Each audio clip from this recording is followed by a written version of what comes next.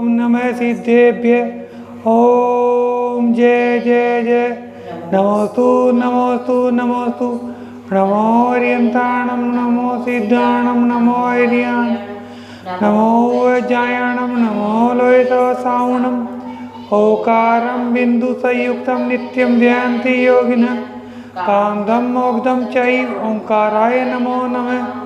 आविरा शब्द गुणोत्पक्षालित सकल भूतल मल कलंका मुनिभिरुपासित तीर्था सरस्वती अर्तुनो दुरितान् अज्ञान तिमिरन्धनां ज्ञानाञ्जन शलाकया चक्षुरुन्मीलितं येन तस्मै श्री गुरुवे नमः। श्री परम गुरुवे नमः। परम्पराचार्य श्री गुरुवे नमः। सकल कलुष विध्वंसकम सेतां परिवर्धकम धर्म संबंधकम भव्य जीवन है प्रतिबोधकारकमिदं शास्त्रम श्री पांडव पुराण नाम देयम अस्य मूलकंत कर्तारः श्री सर्वज्ञ देवा तदुत्तरगण कर्तारः श्री गंधर्व देवा प्रतिगंधर्व देवा तेषां मनोचुचार माध्यम श्री सुखचंद आचार्येण विरचितम सर्वे श्रोतारः सावधानतया शृण्वन्तु। मंगलम भगवान वीरो मंगलम गौतमो गणी मंगलम कौन आद्यो जैन धर्मोस्तु मंगल सर्वमंगल मांगल्यम सर्वकल्याणकारकम प्रधानम सर्वधर्माणाम जयतुनम जयतु शासनम जैनम जयतु शासनम जैनम जयतु।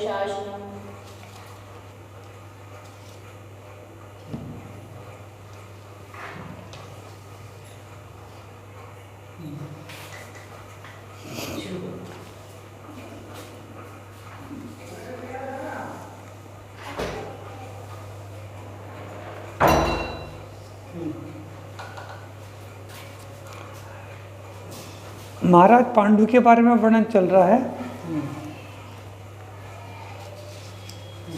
नहीं, महाराज पांडु का नहीं है, महाराज पांडु का भी खत्म हो चुका था, धृतराष्ट्र का चल रहा था। पत्नी थी उनका भी हो चुका था।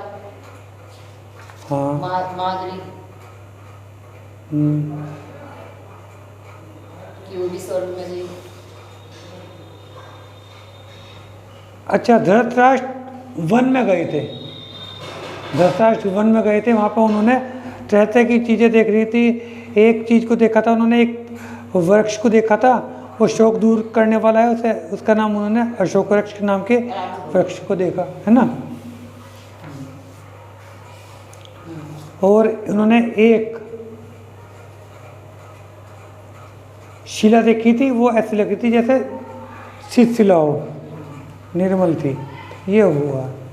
उसके मध्य भाग में जाकर बहुत से वृक्षों का प्रतिहास पड़ता था। प्रतिहास का मतलब परछाई पड़ती थी, दिखाई देते थे। हाँ, मतलब इमेज बनती थी।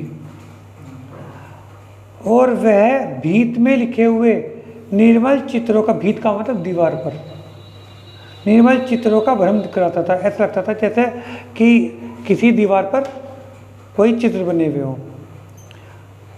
उसके ऊपर एक मुनि विराजे हुए थे। वे धीर थे, निर्मल थे, गुणों के भंडार थे, विपुल ज्ञान वाले थे, विशुद्ध और चैतन्य मूर्ति थे। बड़े बड़े गणमान्य पुरुष उनकी वंदना स्तुति करते थे। वे परिग्रह के संसर्ग से रहित थे, यानी कि उनके पास कोई भी परिग्रह नहीं था। उनके पास तिल तुष मात्र भी परिग्रह नहीं था। वे शिला पर बैठे हुए सिद्ध भगवान जान पड़ते थे। राजा ने देखते ही उन्हें नमस्कार किया और उन्होंने राजा को धर्म वृद्धि दी। इसके बाद राजा स्थिर चित्त होकर बैठ गया। मुनि बोले, राजन देखिए, संसार वन में भटकते हुए जीवों को कहीं सुख साता नहीं मिलती।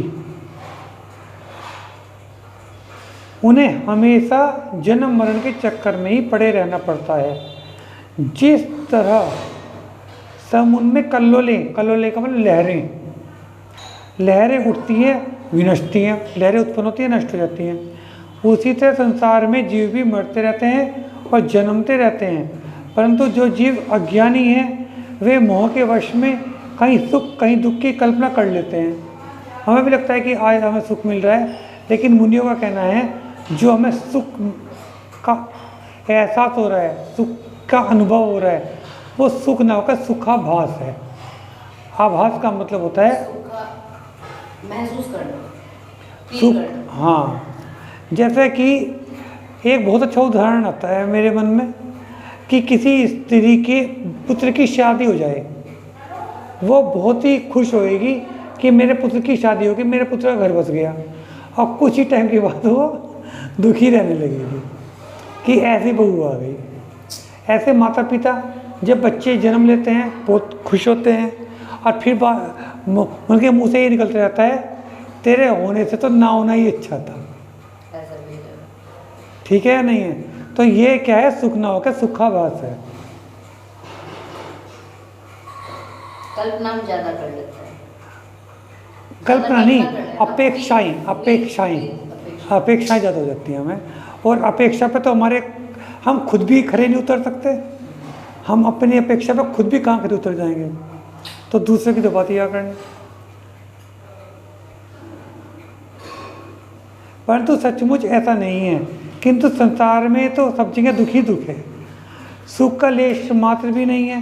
हे विद्वान राजन, तुम विचार करके तो देखो, जगत में जीव हमेशा सुख साता के लिए दौड़ते फिरते रहते हैं और हमेशा ही उसके लिए उद्यम भी करते हैं, परंतु वे कहीं भी सुख नहीं पाते हैं।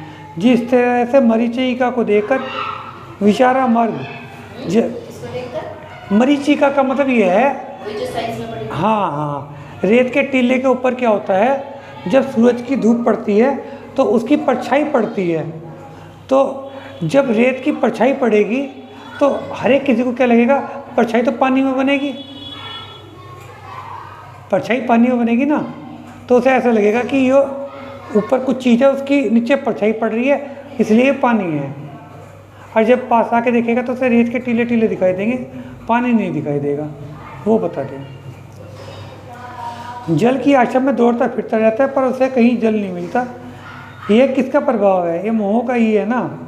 राजन, यह संपत्ति इत्यादि कोई चीज़ वस्तु को सुख देने वाली नहीं है, जिसके लिए जीव अर्थ में ही लड़ते और झगड़ते रहते हैं। अज्ञानी जीव इस प्रसन्न इंद्रिय के वश में होकर कष्टों को प्राप्त होते हैं, उससे उन्हें सुख नहीं मिलता। जिस तरह से वन में कागज की आदमी को देखकर इस प्रसन्न इंद्रिय के वश में होकर हाथी गड्ढे में पड़ जाता है। करते होंगे ऐसा कुछ लोग कि हथनी का चित्र बना दिया, हाथी उसके मुंह के चक्कर में पड़ता होगा और जाल में फंस जाता होगा और उसे सुख नहीं मिलता। इसी तरह से रसना इंद्रिय की लंपटता से भांति भांति के स्वादों को चक्कर जीव सुखी होना चाहते हैं। इसके लिए भी एक उदाहरण भौरे का दिया है रसना इंद्रिय के लिए, कि वो फूल के पास चक्कर लगाता रहता है और शाम के टाइम पर जब फूल मुरझाता है तो भौरा उसके अंदर ही कैद हो जाता है। परंतु सुखी न होकर वे उल्टे कांटे के मांस को निगल जाने वाली मछलियों की तरह दुखी रहते हैं। मछली कांटे को पकड़ती है मांस के लालच में आके, और कांटा से गले में फंस जाता है। ये उदाहरण दिया है। और तो क्या, अपने अपने प्राणों को खो बैठते हैं। बहुत से भोले भाले अज्ञानी पुरुष मनोहर सुगंध को सूंघकर कमल की गंध से उन्मत्त हो जाने वाले भौरे की तरह से उन्मत्त हो जाते हैं और मर जाते हैं। प्रसिद्ध है, देखो आगे वो उदाहरण जो मैं तेरे बता रहा था, प्रसिद्ध है भौरा कमल के गंध के लोभ में बैठ जाता है और शाम तक बराबर लुप्त होकर उस पर बैठा रहता है। ये भी मैंने भी दिनमंडी में पढ़ा था क्या। और आखिरकार जब कमल सिकुड़ने लगता है वह उसी में बैठा रह जाता है और प्राण गंवा देता है। इसी तरह गंध के लोलुप पुरुष भी अपने प्राणों को व्यर्थ ही गंवा बैठते हैं। नेत्रों से स्त्री के सुंदर रूप को देखकर पुरुष लुभा जाते हैं और अंत में दुख का भार उठाते हैं। जैसे दीपक या आग में पंखी लुभा कर गिरते हैं, जैसे उड़ने वाली ये होती है ना चींटियाँ, पतंगे जिसे कहते हैं, पतंगे लोगों के ऊपर पतंगे। जलकर खाक हो जाते हैं। उसी प्रकार कानों में मधुर गीत की लालसा को प्राप्त होकर मनुष्य विपत्ति के पंजे में जा पड़ते हैं और वहाँ से उन्हें छुटकारा पाना मुश्किल हो जाता है। जैसे हिरन व्यास के गाने से मोहित होकर प्राण खो बैठते हैं। मुनि का यह पवित्र उपदेश सुनकर धृतराष्ट्र ने पूछा, स्वामिन, कौरवों के इस विशाल राज्य को धृतराष्ट्र दुर्योधन आदि भोगेंगे या पांडवगण, कि मेरे पुत्र भोगेंगे या पांडव भोगेंगे। प्रभु यह तो मैंने कान देकर सुना कि जो पदार्थ दिख रहे हैं या जो प्यारे उत्कृष्ट विशिष्ट हैं वे सभी नष्ट होंगे। दुर्योधन ने किससे पूछा? दुर्योधन ने पूछ रहा, धृतराष्ट्र आया था वन विहार के लिए। अच्छा, धृतराष्ट्र ने किससे पूछा? मुनि बताया था कि मुनि जिस शिला पर बैठे थे वो ऐसे लगती जैसे इस फटक की हो, और मुनि और धृतराष्ट्र मुनि को नमस्कार करके बैठ गए। तो मुनि प्रवचन दे रहे ना ये, तो उन्हीं से पूछा कि इसके इस राज्य को मैं भोगूंगा या मेरे पुत्र भोगेंगे या पांडव भोगेंगे। यह बात बिल्कुल सच्ची है, क्योंकि वस्तु का स्वभाव ही नाश होना है। और यह भी सुना है कि पहले बहुत से सत्पुरुष जो सब पदार्थों के ज्ञाता हो गए हैं वे भी सब काल के ग्रास हुए हैं, और वर्तमान में भी सुंदर सुंदर पुरुष दिख पड़ रहे हैं, वे भी काल के ग्रास ही बनेंगे। भावार्थ यह है कि इस भूतल पर कोई भी वस्तु मनुष्य स्थिर नहीं है, परंतु सवाल यह है कि आगे जो महापुरुष होंगे वे भी स्थिर अमर नहीं होंगे या नहीं।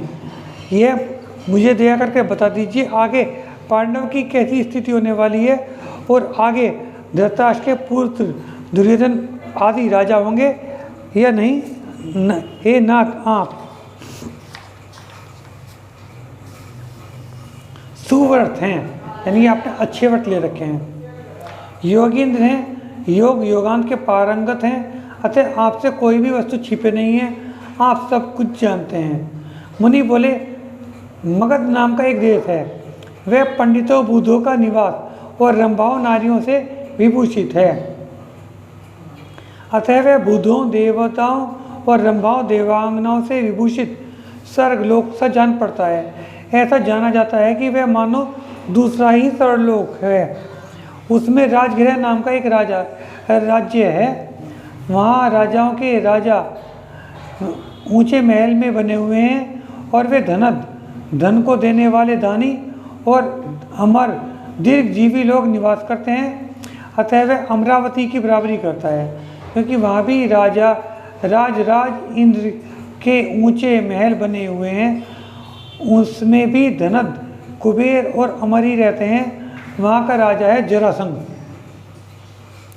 ये प्रतिन्द्र है, ये प्रतिन्द्र है, और इसे त्रिखंडी कहा। प्रतिन्द्र तो मोक्ष आएंगे, हैं? प्रतिनारायण, सॉरी प्रतिन्द्र नहीं, प्रतिनारायण, नारायण प्रतिनारायण। हाँ। अच्छा, नारायण है।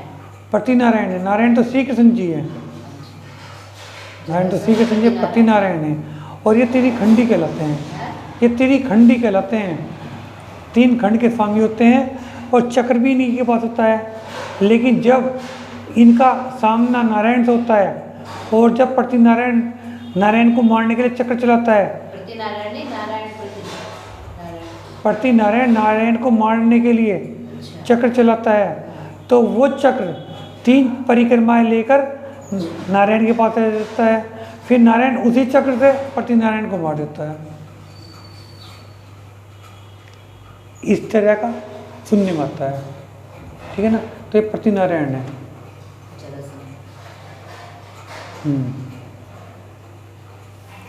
वहाँ का राजा है जरासंध, उसे सभी राजा गण मानते हैं। वह मान मत्सर से रहित है, और 9वां प्रतिनारायण है, अंतिम प्रतिनारायण। श्री कृष्ण जी भी अंतिम प्रतिनारायण थे। श्री कृष्ण जी तो नारायण थे। हाँ सॉरी, श्री कृष्ण जी अंतिम नारायण थे, 9वें, है ना। उनकी रानी का नाम है कालीन सेना। उसका रूप यमुना नदी की जल की तरह से नीला सा है। उसका शरीर विशाल और लक्ष्मी के जैसा शोभा से व्याप्त है। जरासंध के अपराजित आदि कई भाई हैं, वह अपराजित और उद्योगी है। काल यवन आदि विनय उसके पुत्र हैं, उसके पुत्र का नाम बताया। वे नीति वाले और सुकाल आदि के समान हैं। इस तरह से वह राजगृह का स्वामी जरासंध राज सिंह सा सुशोभित होता है। भूचर खेचर आदि सब उसकी सेवा करते हैं।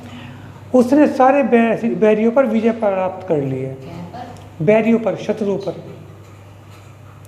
हे प्रभु, इस संबंध में मैं यह पूछना चाहता हूँ कि जरासंध का मरण सहज ही होगा या किसी वैरी के द्वारा? भगवान कृपा करके आप मेरे इन प्रश्नों के उत्तर दीजिए जिससे कि मुझे उक्त बातों का निश्चय हो जाए। आप इनके समझाने में सर्वथा समर्थ हैं क्योंकि आपके दिव्य ज्ञान से कोई भी चीज़ बाहर नहीं है। यह सुनकर मुनिराज बोले, विशुद्ध बुद्धि वाले राजन धृतराष्ट्र, मैं तुम्हारे मन की सारी बात कह देता हूँ, तुम धीरज के साथ सुनो। इस राज्य के कारण दुर्योधन आदि और पांडवों में खूब विरोध होगा और लड़ाई होगी। तुम्हारे पुत्र दुर्योधन आदि कुरुक्षेत्र के युद्ध स्थल में मरेंगे, वहाँ और भी योद्धाओं की मृत्यु होगी और पांडवगण निर्भय हो आनंद के साथ हस्तिनापुर जा इंद्र की तरह से पृथ्वी का पालन करेंगे। और तुमने जो नाना दुखों को देने वाले जरासंध के मरण में के बारे में पूछा है उसको भी ध्यान देकर सुनो। कुरुक्षेत्र में ही कृष्ण नारायण के साथ जरासंध का युद्ध होगा और वहीं कृष्ण के हाथ से उसकी मृत्यु होगी। यह हाल सुन धृतराष्ट्र को बड़ी चिंता हुई और उसकी इस चिंता ने सारे देश को भी चिंता में डाल दिया। इसके बाद धृतराष्ट्र योगिंद्र को नमस्कार करके नगर को चलाया। नगर ललनाओं के चंचल नेत्रों से सुशोभित था और मुनियों की रक्षा करता था, मनुष्यों की रक्षा करता था। श्री और गंधारी देवी से विभूषित धृतराष्ट्र इस शास्त्र का पवित्र उपदेश सुनकर अपने श्रेष्ठ गुणों के द्वारा काम के कलंक को दूर करने में लगने लगा। उसने अपने ऐश्वर्यों से बैरियों को ध्वस्त कर दिया था और इसी निमित्त से उसका पुण्य विकसित हो उठा था। वह लोगों से सुगण्य और गुणों का पिटारा था, दया का अवतार था। उसकी बुद्धि बहुत ही सुंदर थी। वह धृतराष्ट्र के कौरवों के कुल को बढ़ाता हुआ अत्यंत शोभा पाता था। धर्मराज युधिष्ठिर नीति मार्ग पर चलते हैं, अतएव धर्म से उनको लक्ष्मी प्राप्त है। वह धर्म के लिए ही हमेशा उत्तम उत्तम आचरण को करते हैं क्योंकि धर्म से ही जीवों को सब सुख मिलते हैं। वह विपुल गुणों के भंडार हैं। धर्म में धर्म बुद्धि करते हैं और अधर्म से सदा दूर भागते हैं। वह राजाओं के श्रेष्ठ राजा हैं। अतः हे धर्म, तू उस गुण गण के धारी की रक्षा कर। राजाओं में श्रेष्ठ राजा हैं। इस प्रकार ब्रह्मचारी श्रीपाल की सहायता से शुभचंद भट्टारक द्वारा रचे हुए पांडव पुराण में अर्थात महाभारत में पांडु और मदरी की प्रलोक प्राप्ति और धृतराष्ट्र के प्रश्नों का वर्णन करने वाला 9वां पर्व समाप्त हुआ। हाँ, उन सुमतिनाथ भगवान को नमस्कार है जो बुद्धि के दाता और पंडितों के द्वारा पूज्य हैं, जिन्हें कौन से सुमतिनाथ भगवान जी नंबर लिए? 5वें होने चाहिए। आदिनाथ जी, अजितनाथ जी, संभवनाथ जी, अभिनंदनाथ जी, सुमतिनाथ जी, पदम प्रभु जी है ना। एक दिन विचारशील दूरदर्शी भविष्य को जानने वाले सूरज की तरह प्रभा से विभूषित और राजाओं से घिरे हुए धृतराष्ट्र ने विचारा और कहा कि अहो, मेरे ये दुर्योधन आदि पुत्र युद्ध करने में शूरवीर हैं, शुद्ध मना है, बुद्धिशाली, चतुर, पंडितों के द्वारा सेवित हैं, बुद्धि से बृहस्पति के तुल्य हैं, लक्ष्मी के स्वामी हैं, सर्वश्रेष्ठ और वीर्यशाली हैं, धीरज और गंभीरता से युक्त हैं, संसार भर में जिनके चरण कमल को पूजता है, राज्य के भोक्ता है, परंतु ये भी राज्य को छोड़कर महायुद्ध में मरेंगे। और वो धिक्कार है, ऐसे उन्नत राज्य पद को धिक्कार है। मरने वाले इन अपवित्र पापात्माओं पुत्रों और आत्म कल्याण में नहीं करने वाले मेरे जीवन को भी धिक्कार है। देखो, ये उत्तम राज्य धूल के समान है, विषय विष के समान है, लक्ष्मी बिजली की तरह चंचल है, शोक का स्थान है। ये स्त्रियां जीवन को हरने वाली हैं और पुत्र संकल के समान है। यह घोड़ों की घटा जेल खाने के तुल्य हैं। हाथी जन्म जरा के आकार है। ये रथ अनर्थ को करने वाले हैं। प्यादेगण विपत्ति के निवास हैं, संपत्तियों को हरने वाले हैं। ये परिवार के लोग शत्रु के तुल्य हैं। मंत्री शोक को देने वाले हैं। भांति भांति के रूप को धरने वाले ये मित्र अपने अपने स्वार्थ के धारक हैं। इस प्रकार धृतराष्ट्र ने संसार भोगों से विरक्त हो गांगे को बुलाकर उनसे ये सब बातें कही। वह बोला, गांगे, जैसे चांद हमेशा ही आकाश में घुमा करता है, उसी तरह ये जीव भी सतत संसार का चक्कर लगाया करता है।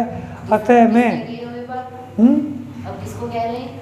इनके तो पापा जी लगेंगे, गांगे, गांगे को, विष्णु पितामह को। अतः मैं अब इस हे राज्य को पुत्रों के लिए सौंप देता हूँ।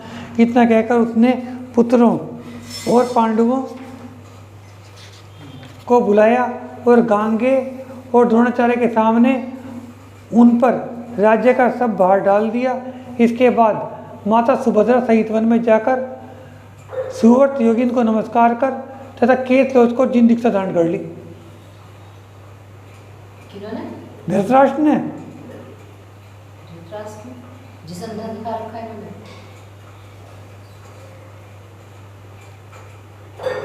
जैन दर्शन के अरे यहाँ पे मतलब इन्होंने केश लोच किया।